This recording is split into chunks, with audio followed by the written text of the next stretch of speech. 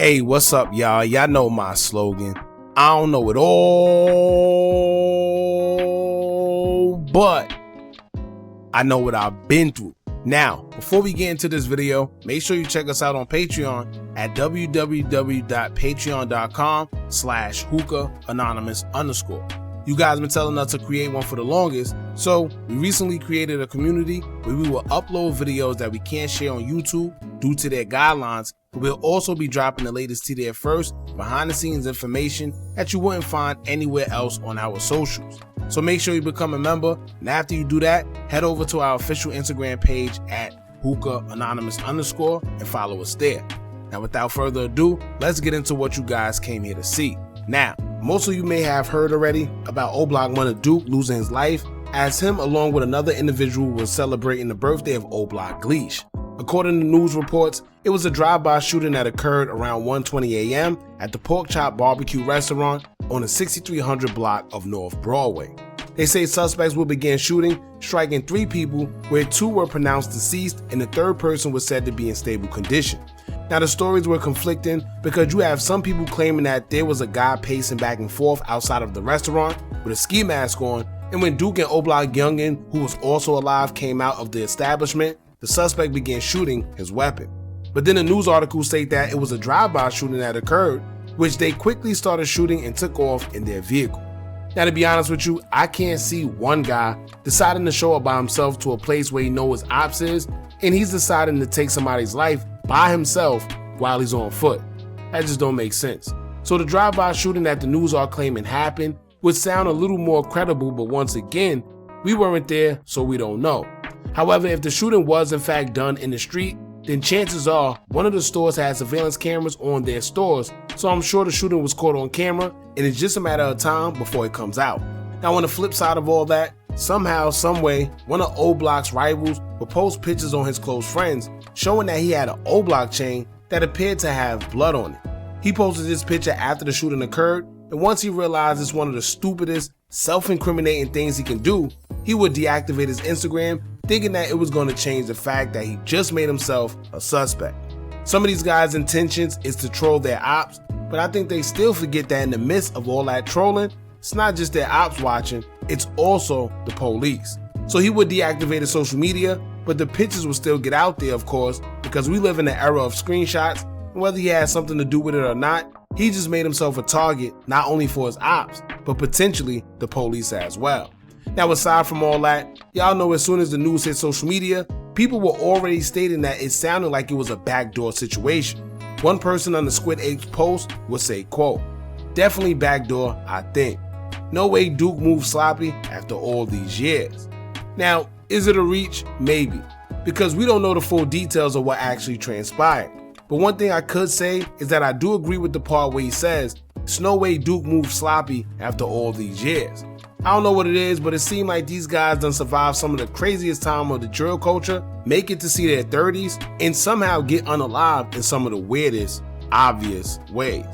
I don't know how everything went down, but it's just certain people within the drill culture where you know it's not like them to be moving loosely. Then it's a bunch of people that was out celebrating ggas' birthday, so why is it that Duke and Youngin were the only ones that was targeted? Like I said before, we don't know the full details in which everything happened, so until then, we can't make any real assumptions based on what we think. And not to mention, I always talk about mercenaries being in Chicago to further the unaliving between crews, and that's why we see certain people lose their life whenever you see that the shootings and stuff have calmed down. But that's another story for another time. But now that we got all that out the way, let's get into what Duke's baby mother, aka Fat had to say in regards to him losing his life. As y'all know, recently he had became a father to a boy that they share, and it is unfortunate that now the kid may have to grow up without his father. Now some people are saying that her message seemed to be targeting the people that was around him and not the ops, hinting that she may be mad at the guys he was around for allowing everything to transpire the way it did. But we're going to get into it so you guys can come to your own conclusion about what she said. But before we do, make sure you hit that thumbs up button so we can get this video into the algorithm. And if you're not subscribed to the platform already, make sure you do so now. Let's get into it. Fat will take to her Instagram account and post a slew of pictures of her and Munna Duke in remembrance of her man. She would caption the post as she said, quote, "You N-words bogus. You was the light to my darkness. I love you so much, baby. You know that I showed you that, and you know I was 10 toes no matter the situation. Too much pressure had them N-words hating on you. We talked about everything, but this wasn't one. Not in a million years I would have thought these would be our last days. We shared so many memories, and I tried capturing most of them. I got our son, and you know I got you. My N-word can't get no bigger. Baby boy, I love you wholeheartedly. You left me lonely, but I got us. I always told you. Sleep tight. Never would it be RIP. Watch over me and my family, and I'ma stand on everything I ever told you. Watch. My dog when I'm lonely. Now, when it comes to Fat, you gotta understand that she been through this not once, but twice. For y'all that don't know, she's the former wife and also baby mother of Little Durk's brother, Money Making D-Thing, who was also shot and unalive in Chicago.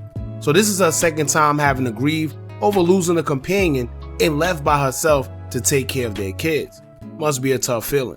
Now, to be honest, I understand her pain, but I wouldn't say that it's about someone hating.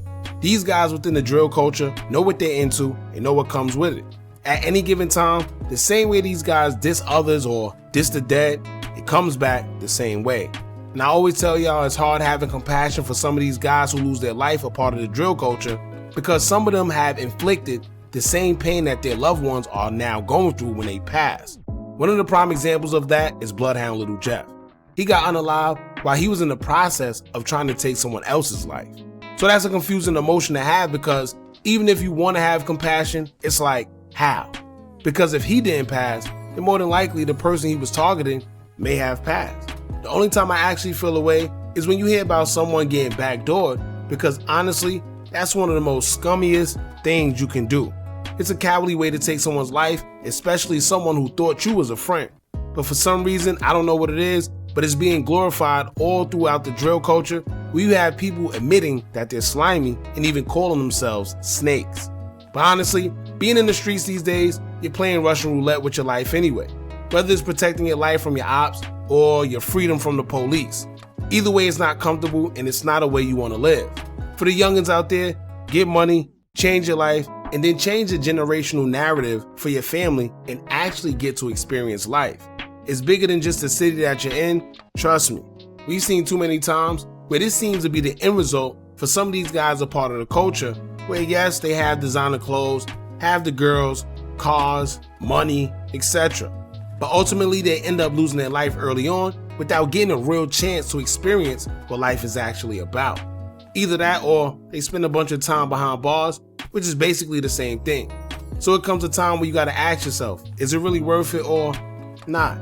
So y'all let us know what y'all think in the comments, man. Don't forget to like, comment, share, and subscribe. Hit that bell so you're notified every time we drop new content. And remember, as long as you keep on watching, I'ma keep on dropping. And I'm out.